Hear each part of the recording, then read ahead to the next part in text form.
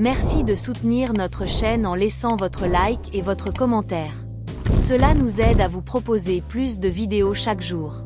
Mercredi soir, il se peut que ça soit la dernière fois que Kylian Mbappé foulera la pelouse du Parc des Princes pour un match européen et avec le maillot du PSG sur le dos.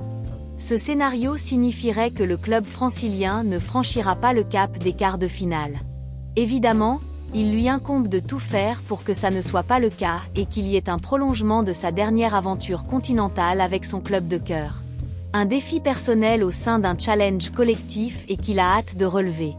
Le Barça, un adversaire qui lui réussit. Comme bon nombre des Parisiens, Mbappé est très motivé pour dompter les Barcelonais. Certes, il l'avait déjà fait lors de la saison 2020/2021 en plantant notamment 4 buts au Blaugrana, dont 3 au Nou Camp. Mais, il faut croire que ce n'était pas assez pour effacer la désillusion vécue en 2017.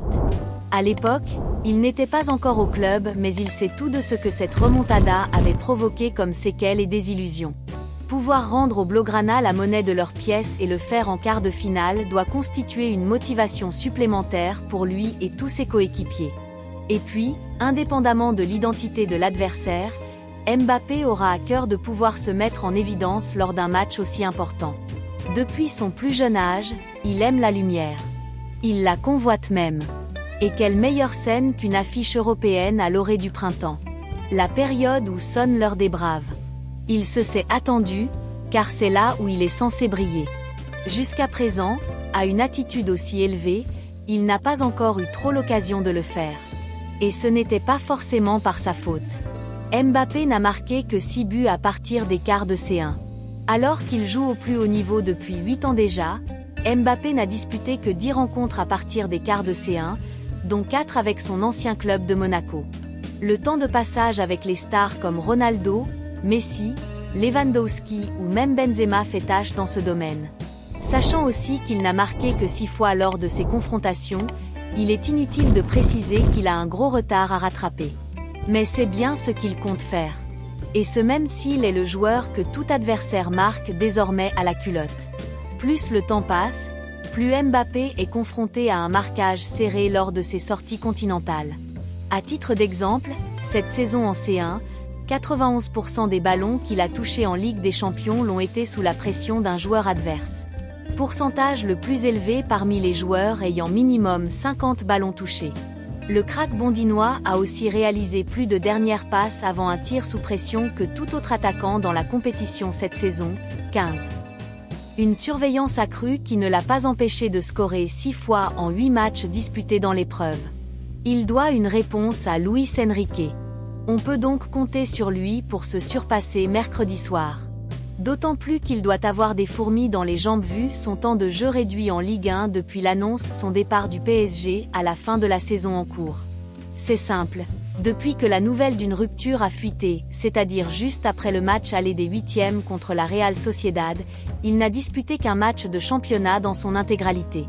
C'était contre Montpellier, le 17 mars dernier. Un soir où il s'est déchaîné en claquant un triplé. Autrement, il a une moyenne de temps de jeu d'1 heure par match. Qu'il apprécie ou pas ce traitement de la part de Luis Enrique, Mbappé est obligé de faire avec. Surtout, le meilleur moyen pour lui de répondre c'est sur le terrain, même s'il a pu imaginer le contraire si l'on en juge son attitude à Louis II ou celle plus récente contre Clermont. La star française et le coach espagnol ne sont pas les meilleurs amis du monde et ils ne le deviendront jamais, mais ils se respectent. Et l'un comme l'autre savent qu'un parcours glorieux en Ligue des Champions passe par le bon rendement du joueur et donc sa présence continuelle sur le terrain. Le technicien asturien l'a même peut-être compris avant tout le monde en prenant le soin de ne pas « griller » sa vedette lors des rencontres domestiques sans enjeu. Mener le PSG vers la gloire, le challenge ultime de sa carrière. Il y a donc moyen de mettre ces différends de côté pour l'intérêt commun, qui est d'aller chercher la coupe aux grandes oreilles. Aux yeux de Mbappé, c'est même le seul objectif qui vaille en cette fin de saison et qui constitue aussi la fin de son histoire avec Paris. Il a toujours affirmé que son ambition était de hisser le PSG sur le toit de l'Europe.